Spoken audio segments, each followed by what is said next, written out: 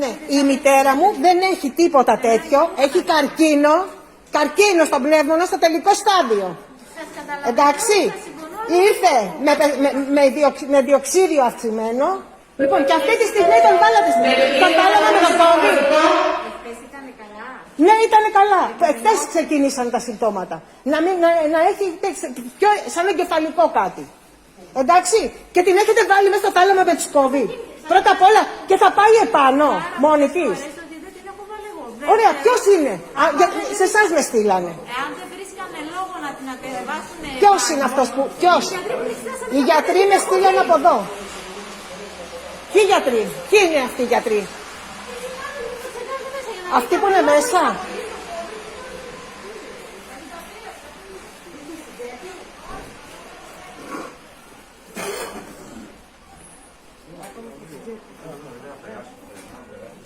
Συγγνώμη λίγο. Λοιπόν, εσείς με στείλατε από εδώ στη γραμματεία που υποτίθεται ότι έκανε. Τη διευθύντρια των αφηγόντων θα στείλω. Ναι, από εκεί με στείλανε στη διαλογή. Από τη διαλογή δεν πέρασε καθόλου. Ποιος είναι υπεύθυνος και μου είπανε ότι είσαστε εσείς, λέει, που το κρίνατε έτσι και τις βάλατε εδώ που είναι τα COVID. Εδώ μου τη βάλανε εμένα, ανοίγατε. Εγώ δεν την διάλεξα απ' έξω να μπει εδώ, αν θυμάστε καλά. Καλά να ρωτήσω κάτι.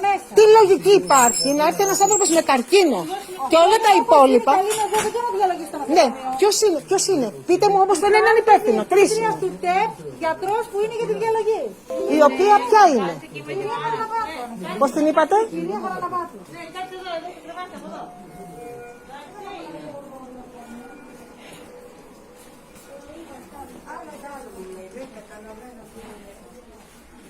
Έλα Παναγιά μου, ευχαριστώ.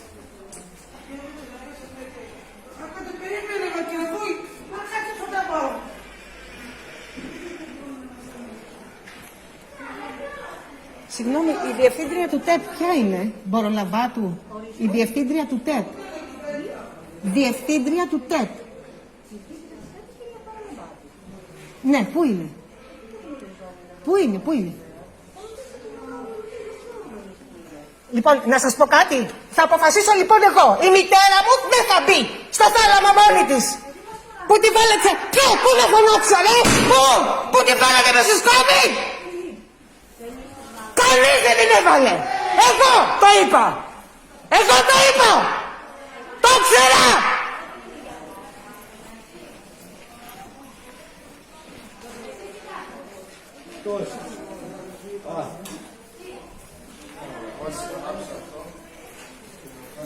Τον υπεύθυνο θέλω.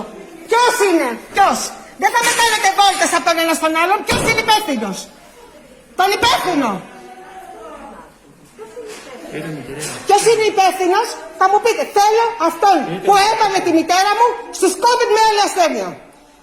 Αυτό θέλω να. Πρώτον. Και δεύτερον, από πού και ως πού την βάζετε στο θάλαμο πάνω μόνη της. Από πού και. Μιλήσαμε όλους. Μίλησα με τους γιατρούς, μίλησα με τις κυρίες. Μίλησα.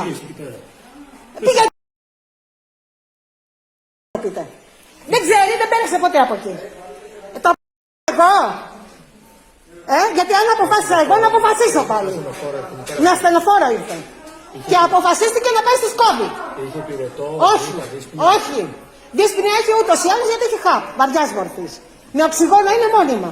Και καρκίνο στον πνεύμονα. Προληπτικά τα εξετάζουν και τα βάζουν στο θάλαμο που είναι η COVID. Έτσι εξακριβωμένα. Και θα την πάτε πάνω στο θάλαμο μέσα μόνη της. Από πού και ως πού είναι COVID. Μίλησε εδώ με τον γιατρό διαδοχή. Μίλησα. Δεν μπορώ να σου πω κάτι άλλο. Ωραία. Την παίρνω και φεύγω. Ό,τι σας έχουν πει οι γιατροί. Δεν είναι αυτό. Δεν ξέρω.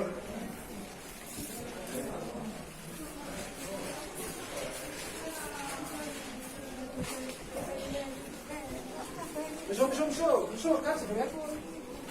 Πώς βρε μέσα τα περιστατικά. Λοιπόν, θα την πάρω και θα φύγουμε. Ποιος ξέρει, κάπου που να μην πεθάνει. Μήπως βρούμε. Εσείς λέει φταίτε. Εσείς τη βάλατε εδώ. Δεν ξέρω τι να σας πω. Εγώ θέλω να μου πείτε ποιος την έβαλε. Πείτε μου ένα όνομα, πείτε μου. Γιατρός εδώ μέσα μου το φέραμε. Ναι, εμένα μου είπαν εσείς. Εγώ τώρα τι να κάνω. Βγήκα έξω με τη στολή και την πήρα μόνο. Τι να σας πω. Πάντως εγώ το δεν αποφάσισα. Είναι το μόνο σίγουρο. Την έφερε και κάτι να βάλω. Εγώ δεν ξέρω πουθενά. Εγώ είμαι εδώ μέσα, βλέπετε όλα περιφερικά. Δεν βγαίνω να τα πάρω. Μου τα φέρνω. Λοιπόν, θέλω να φύγουμε.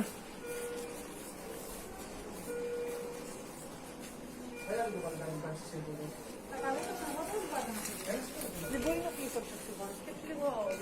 Θα τις βάλετε. Όχι, είσαστε δικοί, εσείς είσαστε υπεύθυνοι. Εσείς ξέρετε. Στο θάλαμο μόνη της δεν θα πάει. Μόνη της στο θάλαμο δεν θα πάει. Αν είναι δυνατόν. Θα τρελαθούμε τελείως. Έλα Μανουλά. Τίποτα μαμά.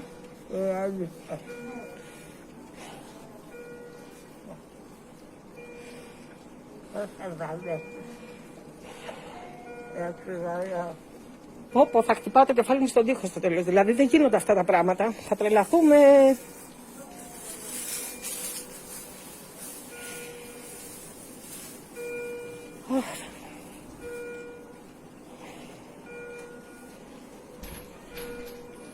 Έρχομαι σε 5 λεπτά. Εντάξει. Δεν θα αφήσεις να σε πάνε πουθενά. Ακούς. Έρχομαι.